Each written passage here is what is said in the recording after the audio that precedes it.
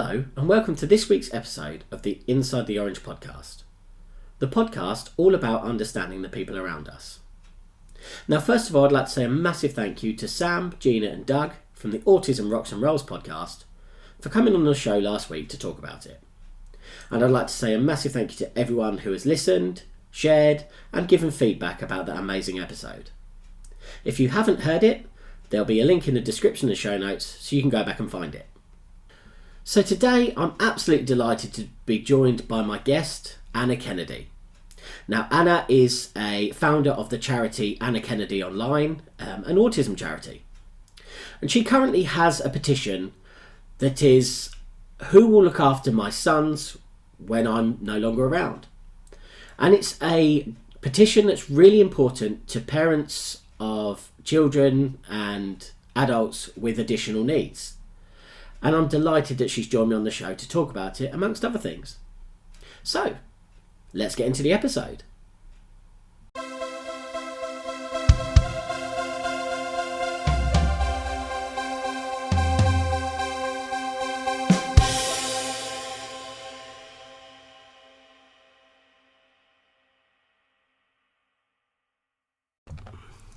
So, my guest today is someone that inspires me every single day.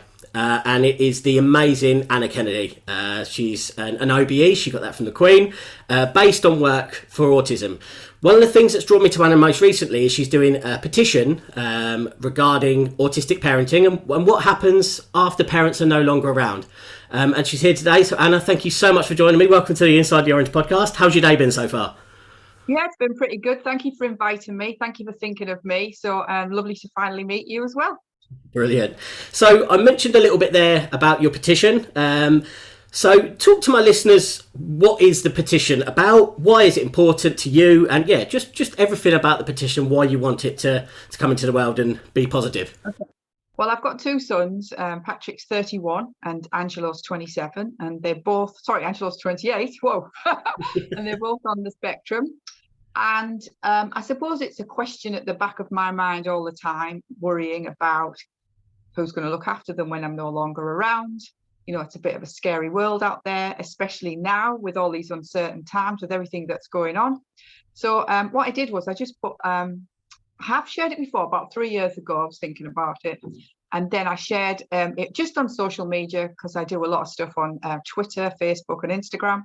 And I just said, you know, worrying about in the back of my mind, it's always there. And so many people started posting about they were worrying, even grandparents, autistic adults were saying that they were worrying about when their parents are no longer around. There was one autistic adult that said to me that one of their parents had sadly died and one of their, obviously the remaining parent had dementia. So they were trying to look after them, but, you know, and it's just a question that's at the back of everyone's mind. So I had a little look on social media and on Google to see what sort of info was out there. And there was so many articles about parents writing again about who's going to look after my son, who's going to look after my daughter, or obviously some families have got 2 or 3 kids on the spectrum.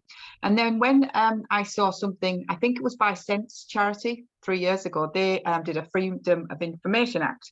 And what they said was that 1 in 3 local authorities are only aware of how many disabled adults, I'm just reading this to make sure I get it right, are currently cared for by families or friends. So thinking about that made me think only 1 in 3 local authorities. Wow. I bet there's not a lot of funding as well in social care, health and social care, especially now again during these uncertain times, you know, all the cuts that are going on. So I thought, I wonder if I put a petition together so that we can raise as many signatures as possible, and then we can hopefully open a conversation to start talking about, you know, what can social and healthcare do for us to support us so that we have peace of mind. And then quite a few people started signing the petition. I've had a few people who've supported it, as in celebrity wise, and Katie Price, Denise Welsh signed it, who else? Carrie Grant signed it for me, and Jake Wood, he signed it for me as well, because I met him 5 years ago, and he's always, every now and again, says to me, "Oh, what you're up to, Anna?" And I tell you who else signed it: Casey Ainsworth, one of our ambassadors, because her son's on the spectrum, and her husband. So we're up to about 8,200. It is a bit of a hard slog. I've been doing it for about a month now, and I'm constantly raising awareness. So what I'm doing now is posting a few stories on updates. So I've asked a few of my champions, charity champions. I've asked a couple of my ambassadors, to write about how they feel. Aston, one of my charity ambassadors, written about how he feels, how he's reliant on his mum and dad type of thing, because he's got health issues as well. So I'm hoping that we're going to get to as many signatures as possible so that we can open a discussion. And I'm very much a person that's driven. If I say I'm going to do something, it always gets done, and unless something drastic happens and I can't do it. But I don't like it when people say, oh, they're going to do something and then it doesn't happen. So for me, is I'm going to keep pushing, because obviously it is a question that worries, and I'm sure with you having a son on the spectrum, that's something that's the back of your mind. 100%, yeah, 100%. And just for people to know what it is, so how do people? So we'll put it in the show notes, but just for me, how do people? Basically, if you just type in www.change.org/Anna petition, and one parent said on there, because you can leave comments as well. So one parent said, unless you are financially prepared or legally savvy, it's a postcode lottery, and that's very much it in a nutshell, really. And what I'd say to parents is try and get your paperwork in order so that when you are no longer around, it's easy to find stuff. And then also, if you haven't made a will, I would recommend that you do so. And if you look on MenCap website, there's a lot of information on there, and they do workshops as well about how to write a will when you've got a son or a daughter that has a disability. So check that out. I can't recommend that enough for you to, be prepared. Or is it forewarned? Well, no, absolutely, and I appreciate, as I say, as my listeners are probably aware, I have a son with autism, and again, something that draw me to yourself was when I saw that petition, and then you read it and go, yeah, hang on, what is next for them? Do you know what I mean? Because no matter what, as parents, you want to look after your children regardless of any additional needs they do have. So but again, if it's a bit of a battle. I did obviously someone you mentioned in there was Katie Price. You were on the BBC show Harvey and Me, Katie Price, Harvey and Me. Yeah. And she referred to you as a mentor for supporting her with Harvey. So one question is, how important is it for people to have other people who are knowing or otherwise, to have those people in their life to just turn to and have a little bit of guidance with? I think it's important that you either join a support group, or if you have a friend that might be knowledgeable, that's been through the system, when you go to meet, whatever it is that you're going through, diagnosis, going through the EHCP plan, transition. Obviously, this is the part that Katie's going through now with Harvey, because Harvey's needs are so complex. She didn't realise how far in advance that you've got to prepare. So Harvey's be coming up to 19, and obviously he's got to leave the school that he's at, residential. And she didn't realise how far in advance that you've got to prepare. So I met Katie about 3 years ago when I was doing Autism's Got Talent. And that's a show that we do, which is amazing. We've been doing it for 10 years this year. And Harvey came on the show, first of all, to present. And then she told me that he could play the organ. He taught himself how to play the organ. He played by ear because obviously he's got a visual impairment. So he came onto the show, and he became one of my ambassadors, because we were chatting about bullying as well, because that's something else that seems to be on the increase online. And you probably know that, Katie's trying to, she's been pushing with Harvey's Floor. He gets some horrendous bullying. And as I say, it seems to be on the increase. Our children and our adults are trying to make friends. They're getting caught up in this bullying thing that's going on, whether it's within the community, whether it's online. And obviously, I started my campaign, Give Us a Break, something like 2014. And I started with the NSPCC, then with the Anti-Bullying Alliance, because at that time I was working with Esther Ranson. So we've still got our Give Us a Break campaign. Many of my ambassadors have helped me each year with various campaigning and, ideas. And then Harvey's become our anti-bullying ambassador. So for me, it's important that you have someone that you can turn to, someone that you can rant at, someone that you just want to let off steam, someone that can help you navigate the system. I can't recommend that enough, because I'll say is that when I'm not, say for example, I might be advocating in the early days for both my sons, you can get quite emotional in meetings, and sometimes you think, oh, I wish I'd asked that, or I wish I'd have said that, or and if you've got somebody with you, they can prompt you, or if you write a list of things that you want to ask, make sure that you ask them when you're in the meeting, whichever meeting it may be, because it can be quite daunting. And also some of these processes that we go through, they are like minefields, and it's almost like you've got to learn a different language. At first people don't know, what is a SALT? What is an OT? What is an EHCP plan? What does actually have to be in there? They think sometimes when they receive these plans from local authority, I'm going to get this. But when you actually unpick it, it might be not even worth the paper it's written on. So that's why I would say, have somebody who knows the system, who knows where the loopholes are, because it is very much a postcode lottery of where you live. I mean, just about a situation I was in. So I remember when my son was diagnosed, he was diagnosed at 2.5, between 2 and 2.5. And it was amazing sitting in with a paediatrician who was sitting there and beating around the bush and not talking, wasn't actually giving any kind of straight answers. And then we said, we think he might be autistic. And it was almost like she said, oh, I'm glad you said that. Well, yeah, he is. But I understand what you're saying. Say that in the first place. Yeah, exactly. And that was something, I mean, we're talking 11 years ago now, but it was something that we almost had to knock on the door. And again, I think you put on something earlier about every time you get to a door, you have to build in new doors, however, on your social media. Definitely. If someone says no, find someone who says yes. And the other thing is, because diagnosis is obviously attached to funding as well, and because of the cuts in funding, I have sort of heard through the grapevine, that some, say, for example, might be the education team, special educational needs education team, might say, the funding's, it's really, we haven't got a lot in the pot type of thing. So you've only got so many people that you can, they can go to maybe a special educational needs school or an independent school or whatever it is, a unit, whatever it is that they're going to. So I've also heard as well that that they employ consultants, so that when parents are trying to fight to get their son or daughter in a specific school or get specific support, that they employ these consultants to try and make sure that they don't get to that stage. And then parents are maxing out their credit cards or getting a loan or from family or friends, and then once they get to the very final hurdle, they'll say, is their evidence better than ours?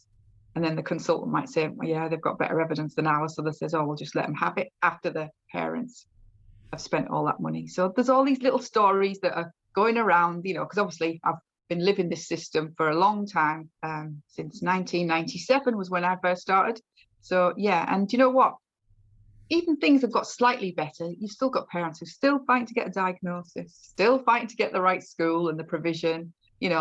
Obviously when they get to college and when they get to adulthood, there's less support out there as well. So yeah. And I think you may have covered it gently around about there, but what is your advice to parents as a mum from yourself who have just had a diagnosis or have just had autism into their life, however, or additional needs into their life? What's your advice that you could give now? Arm yourself with information. The more information that you have, the more well-read that you are, the better it is for you. On all the systems that we have to go in place, even like things some parents don't know that they can claim disability living allowance or PIP or whatever it is that they're applying for, and they're another milestone. Those forms that you've got to fill out, they almost give you a nosebleed when you look at how many pages that they are. But arm yourself with information. Once you've been told that your son or your daughter is on the spectrum, it'll take you a little bit of time to process the information, obviously with your family, with your extended family. And sometimes extended family, the more articulate your son or your daughter is, the harder it is for the extended family to say, there's nothing wrong with them. It's just you're an over anxious parent or whatever it is that they throw at you. And there's some fantastic extended families out there. But once you get your head around it, then arm yourself with information and don't give in. That would be my keep fighting, because if you don't speak up for your son or your daughter, nobody else is going to do it for you. And again, get yourself a mentor or get yourself someone that's going to give you support. Join a charity, join a support group. There's some fantastic people out there on social media. I know it gets a bit of a knock in saying it's a negative place, it can be a positive place. Because I know people think I know everything. You can never know everything. You just don't know everything. So if there's something I don't know about a provision or whatever, I put it out on Facebook or Twitter, or whatever it is, and I go, hello, Facebook friends, I need your help. And everyone's there, sharing. Do you mind if this lady contacts you? Because obviously you live in that area. And that's the fantastic thing about, don't be frightened to ask. If you don't ask, you're not going to get the support. Don't feel you have to know everything, because you don't. No, and that's brilliant. And I want to kind of go back to yourself again as a mum. So obviously you've got Patrick and Angelo on the spectrum. Now, something I see, I'm a massive follower of your Instagram stuff, of your Twitter stuff. One of the most kind of greatest things I do see on yours. Now, you post some videos with Angelo recently. One of the videos really stuck in my mind, and I hope you don't mind me kind of bringing it up, but the video of you took him to a park, and you said he runs, he will run. Now, obviously parks are very open space, there's lots of people in there. That's going to get some looks from people that don't know or don't understand the situation. So if someone's listening to this and they see this situation, what's your advice from the outside looking in? What would you want people to do if they saw it? I'm not expecting people to come rushing up to you and try and grab Angela or anything like that. But what would you, in an ideal world, what do people need to realise looking from the outside looking in? Okay, I like to share my videos with Angelo of us walking, because Angelo, obviously, you can see, he has got his minimal verbal skills, he's got his difficulties, and you can clearly see that Angelo has autism. And we do go for walks, and obviously it's changed a bit now during lockdown, because certain things have changed. You can't go into cafeterias like you used to. People are wearing face masks and what have you, and that's thrown Angelo quite a bit, and it's thrown quite a few children and adults on the spectrum. And I remember when I first put the mask on, Angelo was looking at me as if to say, what are you doing? You don't normally wear that, why have you got that on? And I obviously tried to see if he would wear one, but there was just no way. So I thought, that's fine, he can't wear it, he can't wear it. So Angelo does make those happy noises, squealing noises, and obviously when he's a child it looks cute, but now he's a 28-year-old adult making those high-pitched screams. It draws more attention to him. He loves to jump. He's just such a happy soul. Although yesterday we did have sometimes he can get sensory overload, it can affect him. And we arrived at the park. He got really, really upset. He was jumping and screaming and hitting his head, and people were looking. And as I say, I did share that time that he can just run like the wind. I'm sure if he had a race against Usain Bolt, it's just like he gets this wind and then off he runs, and there's just no way I can catch him. And all I can do is just keep calling his name, Angelo, stop. And he does listen to me, but he's just got to get it out of his system. And I suppose if you've never seen that before, or you don't recognize autism, or all you're going to see is a 28-year-old man who's quite stocky, who's running like the wind and squealing or screaming, and you're just going to think, what the hell? And if I hadn't had sons on the spectrum, I'd probably look as well. It's just a natural reaction. It does make you feel sometimes where people then just stand and stare. It's not like a fleeting glance. Sometimes you've got people who just stand and then they just stare and looking. And I know sometimes when I've been out with my eldest son, Patrick, sometimes he just wants to turn around and say, what are you looking at? Type of thing. I just say, just got to keep going, Patrick. You've got to make sure that Angelo's safe, make sure that the people around him are safe. So if I was to say, if someone saw Angelo doing that, he's never hurt anyone ever in his life. That one thing I suppose I'm lucky is he hasn't got challenger behaviour. But just stand back, help him, make sure he's safe. And then if I'm running towards him, I'd appreciate if he just sort of stood there to make sure he's okay. And then once I reached him, then just go on your way type of thing. What else can I say?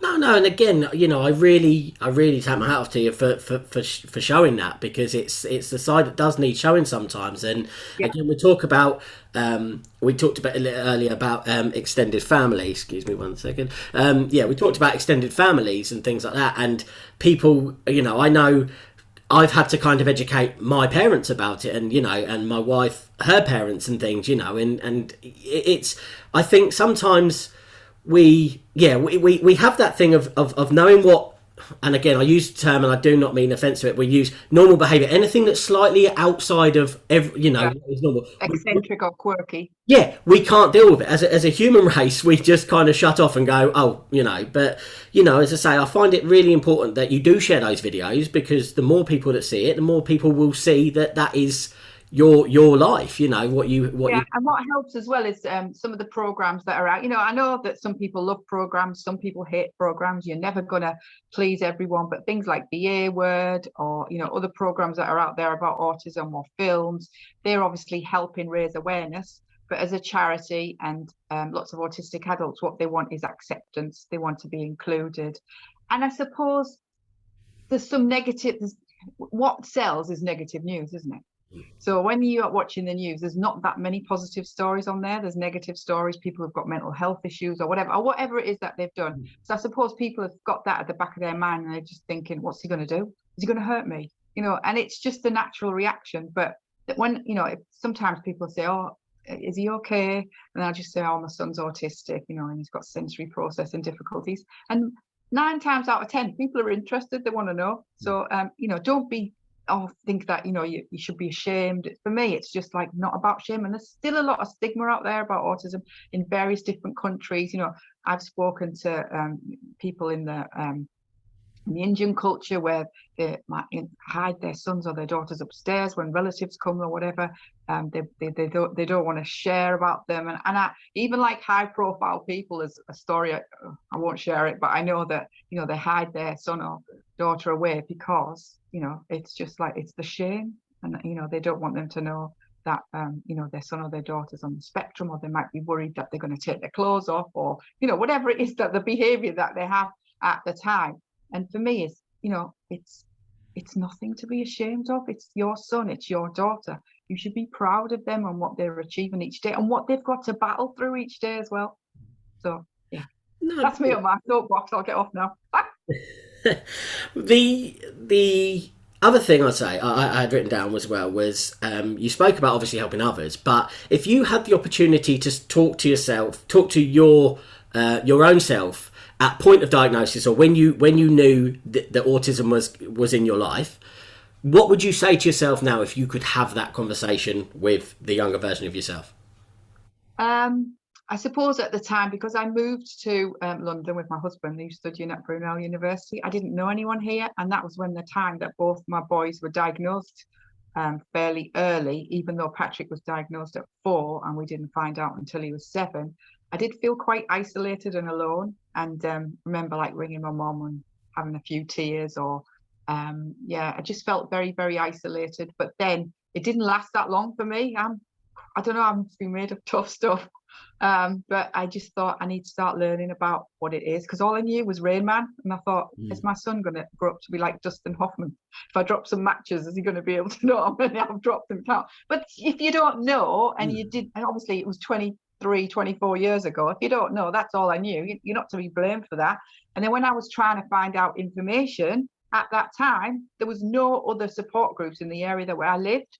And there was just the National Autistic Society at the time, and obviously they're better now, but at that time I rang and I asked for information. Can you send me a video? And it took 6 weeks before something came. And when they did send me the video, it was of somebody who was quite profoundly affected by autism, and I only watched it for the first 5-10 minutes, and I thought, I'm not ready to watch this now. And I remember taking it was a VHS at the time, and I put it in the boot of my car because I just didn't feel I was ready to watch that. And there was no, disrespect to that person. It was just me. I wasn't ready at that time. So I would say is that, arm yourself with information. That's really key, I would say. And early intervention, try and get as much support as early as you possibly can for your son or your daughter, whether it's speech and language, whether it's occupational therapy, whether it's whatever it may be. Just try and get it as early as possible. And I can see that from where we set up the school all those years ago, the children that came to us quite early on at age 5, 6, 7, those are the children that I would say made the most progress, because we were working with them early. The speech and language therapy and OT was already at the school. We brought it in. It wasn't that we were having to wait for the local authority to send them, 6 lessons a year or whatever it is, or sessions, whatever it is that they gave. So I would say that would be key. and speak to lots of different parents, speak to autistic adults as well. They're living it. They're the people that can give you advice. Yeah, 100%. And I think, that's another kind of, that's a different subject, but obviously there is also this kind of knowledge that autism stops at 18. And I think, Yeah, they're cured at 18. Not. yeah. And I remember saying something early on in one of my podcast episodes where I said, what happens to an autistic child when they turn 18? They become an autistic adult. Nothing changes And other there's not than, much out there as well of adults that are sort of in their 60s, 50s, I've seen 60s, 70s, 80s. There's not that much information out there. I always, think, I wonder if I could speak to someone who was like 70 or 80 who's on the spectrum. How did they get through their life? Be interesting to talk to them. Might be able to get somebody on your podcast. I'd love it. Yeah, if anyone's listening, then honestly, just reach out to me. But one thing I do want to bring up is we are, as you can see here, Yeah, I'm you're wearing your Strong Dads Club. the Strong Dads Club. Yeah, the autism. Talk to me about Born Anxious. Why was it important to be involved with them? And just explain, if you can, explain sensory overload for people that might not understand what is, in terms of clothing. Why is it important? Yeah. Well, Angelo's always had a difficulty with labels in clothes, and I've always had to cut them out or find very, very soft cotton. And even like my eldest son, Patrick, he would want to wear jeans, but he couldn't because he said it was too rough, it was scratching. He does wear them now, and things do change as, your sons and daughters get older. But Angelo just sometimes he used to get scissors and cut the label out himself, or try to, and he'd have like a big hole. And the biggest thing I think that he thought, because of his sensory issues and the feeling that he liked of being like squeezed, was he must have been about 9-10 years old. And obviously you can't keep your eye on your son or your daughter all the time at home. You're tired. I sleep like 3 to 4 hours a night. Sometimes I'm up all night long. But he'd got the scissors and he'd taken the cushions off the long sofa that we had, and he'd cut the lining at one end of the sofa, and he'd climbed in, and all you could see was his head sticking out of the base of the sofa. So that's just to show you some sensory. He obviously felt that need, that he needed to be squeezed. And I know people have various different things that you can buy now. There's so much stuff out there for sensory issues. Even if you just type in on eBay sensory autism, there's so many shops that come up there. So with Angelo, it with the clothing. So then Kelly, who's also a parent of a young lad on the spectrum, has also got epilepsy. She reached out to me. She'd been following me. She was saying, I've got this clothing line. It hadn't been going that long. And I said, I really like it. I really like the messages. So she said, would you mind if I sent you some stuff? So I said, oh, no, please send it. So she sent me some of the T-shirts, and I tried it with Angelo. He felt comfortable straight away. Angelo now looks at himself in the mirror. He's been doing that for a few years, but originally he didn't recognize that it was him in the mirror. So, and then one particular day he just looked and said, me. He just realized, this is me. And that was like this is the thing with autism as well, with our kids and adults, that for somebody else, it might be such a small thing, but it's huge for our families. It's huge for the school. So something like, this is me, he's recognized it himself. So I've got involved now with Born Anxious, and Angelo's an ambassador as well for Born Anxious. So our range is like spreading out, because she supports the charity. She's been to Autumn's Got Talent. She's created Give Us a Break T-shirts for us as well. Now we've just got the new Harvey range. So Harvey Price, because obviously he's a big lad, and she finds it difficult finding T-shirts because he's got Prada Willie. I think Kelly was trying to search to find T-shirts that were like 5XL, 6XL, 7XL. So she's created this great range called, and obviously Harvey's got this love of frogs. He absolutely loves frogs and trains. He's got this range, and it's just been launched in the last couple of weeks. So if people are interested, lots of different stuff on there, even for mums, called My Tough Mother. One of my charity ambassadors has got a range on there. She's very supportive and very open, and listens to what people's needs are, and then she'll try the range. If it works, great. If it doesn't, back to the drawing board. And lots of messages on there like, I don't like loud noise, You can either have it on the t-shirt or you don't have to have it. It's down to you. Mm.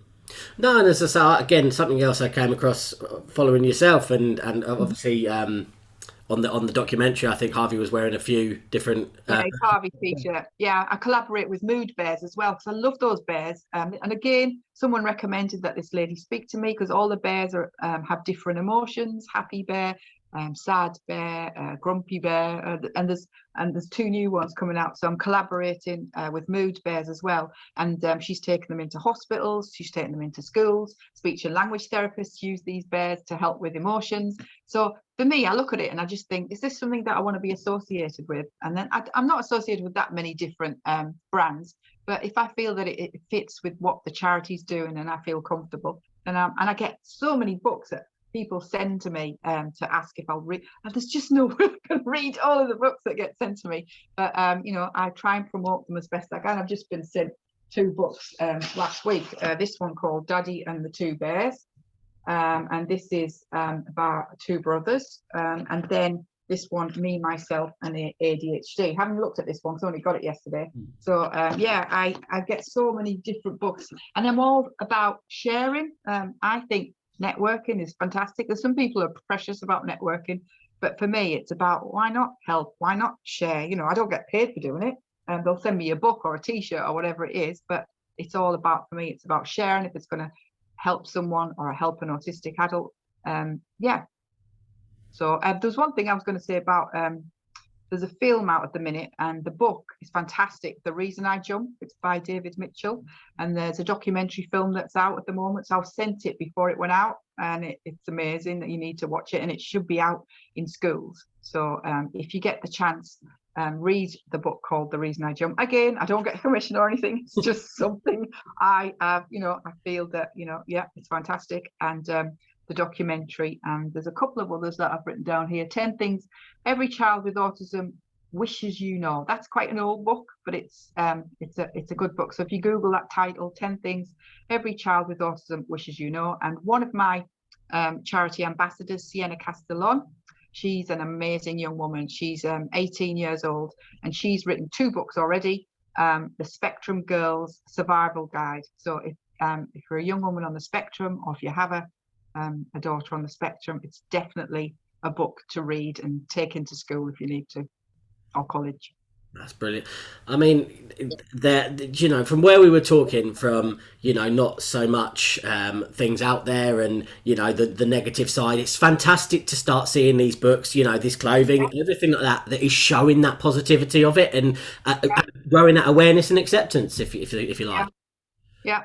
Even things like sensory toys, lights, chewy gems, because our kids, they have all these various different behaviors or sensory issues, and if you look, you'll always find something. And if it, as I say, if it's not invasive, try it out, and if it works, great. If it doesn't, try something else. Brilliant. So Anna, just for everyone, because again, you're inspirational, I love what you do on your social medias, so just for everyone who wants to find you, where can they find you? So if you want to look at our charity website, it's updated almost every day by one of my charity champions, Marla. So that's www.annakennedyonline.com. No one gets paid in the charity. We all give our time. I don't get paid. I do it because I want to do it. We're all very driven. We're all enthusiastic. You can check out all my charity champions, my role model ambassadors and patrons. I'm on social media. I do all my own social media. Someone says to me before, who does your social media? Me. I do it all because I feel it has to come from me, because then it's not true. Then is it? It's not a true and accurate account. So at Anna Kennedy 1 on Twitter. Anna Kennedy, I've got 2 pages on Facebook, Anna Kennedy as in my own personal one, and then Anna Kennedy online, and then on Instagram it's at Anna Kennedy OBE. Brilliant. And just a final one then, so if there is anywhere else that people can find additional information regarding autism that you've not said, I mean, you've covered so much today. If there's not, that's absolutely fine. But if there is... our resources pages on our Anna Kennedy online, we share lots of information on there from different groups and companies. And if you feel you might like to share something on the resources page, just send us a message through the charity website, and if we feel it's appropriate, we'll put it up on the resources page. Again, we don't charge anything for it. It's just about sharing information to make life easier for families and for autistic adults. Okay, and as always for my listeners, there'll be links in the description about where you can find Anna. There is always on my podcast, there's always the link to Born Anxious, because as I say, I wear them now on every podcast episode that I haven't already previously recorded.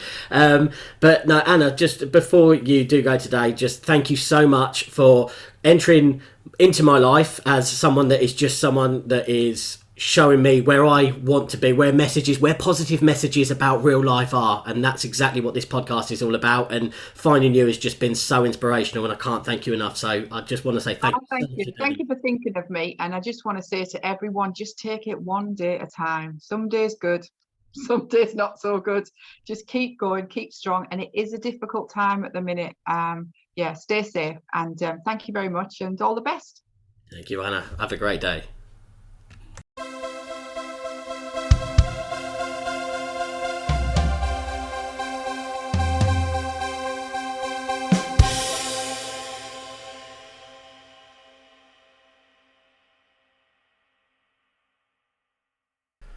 Thanks for listening to this week's show. Please check out Anna's petition, which will be in the description and show notes, so you can help support a great cause. Now, on next week's show, I'll be joined by 100 marathons in 100 days ultra runner Nikki Love. It's quite an outstanding feat that she's going to be undertaking, and the episode where we talk about it isn't to be missed. So, see you next week. Thanks for listening to this episode. If this podcast is something you enjoy, then please subscribe to the podcasts and make sure you like and share so more people can hear our message. Remember, if you have any questions for me or my guests, you can get in touch via our website, insidetheorange.co.uk, on Twitter @OrangeWatts, on Instagram @InsideTheOrange, or on Facebook on the Inside the Orange podcast. And finally, there's the email of insidethisorange@gmail.com. All these links will be available in the description. Thanks for listening, goodbye and take care.